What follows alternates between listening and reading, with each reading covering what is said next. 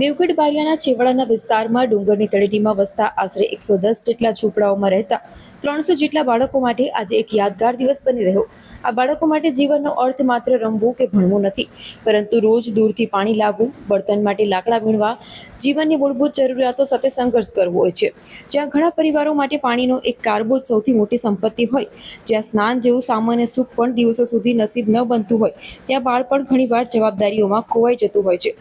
આજે વિસ્તારમાં 19/6/2026 એટલે કે શુક્રવારના રોજ આહાર સંસ્થા દ્વારા ઝૂંપડપટ્ટીના તમામ પરિવારોને દાળ ભાત શાક અને લાપસીનું પ્રેમભર્યું ભોજન કરાવી તેમના જ વિસ્તારમાં સ્વર્ગસ્થ સુરેખાબેન રાજુભાઈ ગાંધી રમતગમત સંકુલનું વિધિવત ઉદ્ઘાટન કરવામાં આવ્યું, જેમાં રિંગ ક્લાઇમ્બર, મેરીગો રાઉન્ડ, લસરપટ્ટી, હિંચકા, બેલેન્સ સીટ, ચકરડી અને નાના ભૂલકાઓ માટેના રમકડા બાળકોને રમવા માટે ખુલ્લા મૂકવામાં આવ્યા. તેમજ તેમના ચહેરા પર દેખાતો નિખાલસ આનંદ અને ખુશીના કિકિયારા એ સાબિત કરતા હતા કે ક્યારેક નાની ખુશીઓ પણ જીવનમાં મોટો પ્રકાશ લાવી શકે છે.